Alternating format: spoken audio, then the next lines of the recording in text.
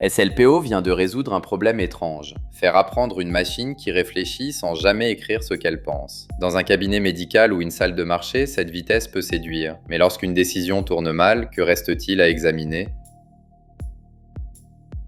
Épisode Raisonnement latent. L'IA peut-elle décider en silence ? Chapitre 1. La pensée qui ne parle pas. Une réponse peut arriver plus vite que son explication. Encore faut-il savoir ce qui a disparu en route. Sur un écran, la différence paraît minuscule. Quelques lignes de texte qui défilent avant la réponse d'un modèle. Dans l'infrastructure qui les produit, elle compte lourd. Une chaîne de pensée textuelle oblige le système à produire des jetons supplémentaires et à les faire transiter dans l'infrastructure. Chaque étape reste lisible, donc inspectable, mais elle mobilise du calcul et ralentit la réponse. Imaginez une imprimante qui sortirait un brouillon à chaque battement de l'horloge avant de livrer la phrase utile. Le raisonnement latent propose un autre geste. Au lieu de formuler des phrases intermédiaires, le modèle fait circuler des vecteurs internes, ces représentations numériques déjà présentes dans ses couches. Il ne se raconte pas une histoire, il modifie un état. L'enjeu n'est donc pas de savoir si une IA pense comme un humain. Il est plus concret. Peut-on déplacer une partie du raisonnement hors du langage et continuer à gouverner le résultat ? La prépublication sur SLPO, déposée sur Archive et non encore évaluée par les pairs, présente Coconut et Cody comme des approches de raisonnement latent continu qui évitent la génération de jetons de texte pendant leurs étapes intermédiaires. Son intérêt est de déplacer le calcul,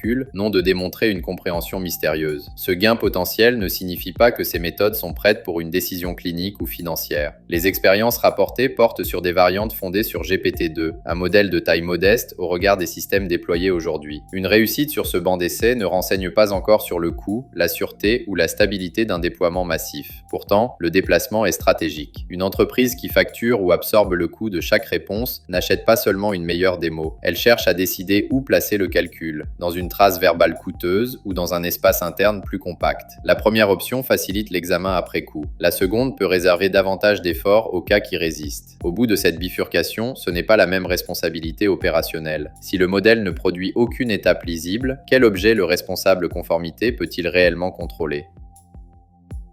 Chapitre 2. Le calcul sans reçu. La machine peut ralentir devant l'obstacle, puis accélérer sans laisser de carnet de bord. C'est ici que le verrou technique apparaît. L'apprentissage par renforcement récompense un résultat, puis doit répartir ce signal sur le chemin qui y a conduit. Avec des étapes textuelles, ce chemin est une séquence de jetons.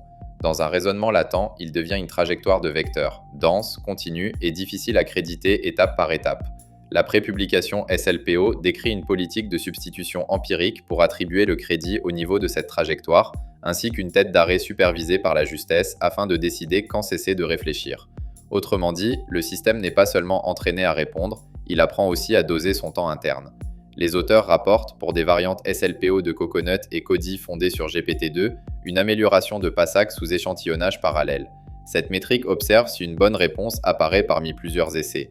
Il rapporte aussi que davantage de calcul interne est alloué aux requêtes difficiles. On peut y voir une caisse automatique qui n'ouvre son tiroir de vérification que lorsque le panier sort de l'ordinaire. Cette formulation doit rester à sa place, c'est un résultat revendiqué dans une prépublication, pas la preuve d'une robustesse industrielle. Elle ne mesure pas à elle seule la capacité à expliquer, à résister à une attaque ou à traiter équitablement des personnes réelles. La question économique, elle, est déjà nette. Une chaîne textuelle rend visible une partie du calcul, mais transforme souvent cette visibilité en latence et en coût d'inférence. Le latent promet l'inverse. Le modèle peut consacrer ses cycles aux dossiers épineux sans imprimer chaque brouillon à l'écran. C'est un changement de structure de coût, pas une simple optimisation. Si l'inférence baisse, l'acteur qui paye l'infrastructure peut servir davantage de requêtes avec la même capacité. S'il garde le prix facturé au client, il récupère la différence en marge. Mais dès qu'un client exige une traçabilité renforcée, une part de cette économie retourne vers des environnements de test, des revues de dossiers et des mécanismes de recours. Le calcul économisé ne s'évapore pas, il change de propriétaire. Le bénéficiaire n'est pas automatiquement le client final. Le fournisseur d'infrastructure peut capter l'économie de calcul, tandis que l'éditeur préserve sa marge ou que l'entreprise utilisatrice obtient un délai de réponse compatible avec son flux métier. En face, le coût ne disparaît pas. Il change de colonne, il finance l'évaluation du système, puis les preuves nécessaires lorsqu'un cas doit être contesté. Confondre une réponse courte avec un raisonnement bon serait l'erreur centrale. Une caisse noire n'est pas forcément défectueuse, elle impose simplement que la confiance soit produite ailleurs, par le dispositif qui l'encadre. Qui paiera ce dispositif lorsque le gain de calcul sera encaissé ? Chapitre 3. Décider où le silence est acceptable. L'opacité n'a pas le même prix sur un brouillon interne et sur un refus de crédit.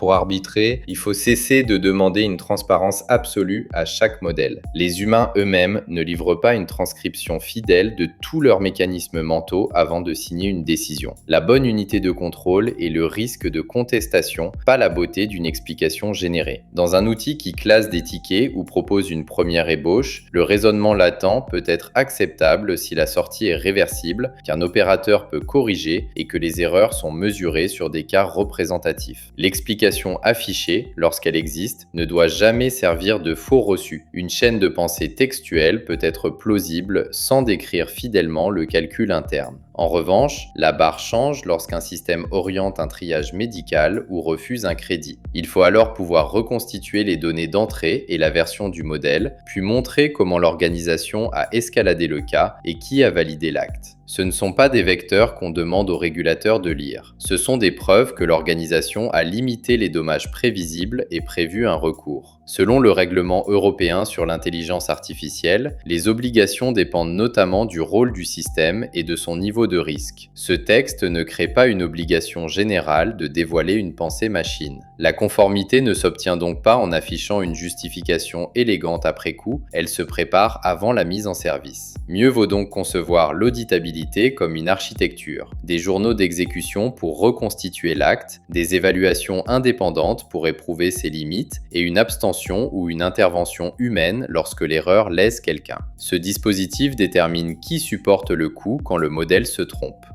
La grille à emporter tient dans une question. La décision est-elle réversible avant qu'elle ne devienne un préjudice ? Si oui, on peut acheter du silence interne contre des tests exigeants à condition de mesurer ce qu'ils détectent réellement. Sinon, l'économie de jetons ne compense pas l'absence de preuves, même si SLPO tient ses promesses à plus grande échelle. Au moment d'acheter un système, demander moins peut-il expliquer sa réponse que quelle trace indépendante me permettra de la contester. Le choix n'oppose pas une IA rapide à une IA responsable. Il désigne l'endroit où l'entreprise place la responsabilité, dans les mots produits par le modèle ou dans les contrôles qui entourent son silence. Le cabinet médical et la salle de marché du début ne demandent pas une confession poétique de la machine. Ils demandent de savoir qui répondra de l'acte si sa décision abîme une vie ou un patrimoine. Un modèle silencieux oblige son propriétaire à parler plus clairement sur ses limites, sur ses contrôles et sur la personne qui répond de ses erreurs. Le silence vectoriel réduit peut-être le calcul. Il ne solde jamais le compte à rendre. Pour chaque décision sensible, exigez la preuve qui permettra de la contester.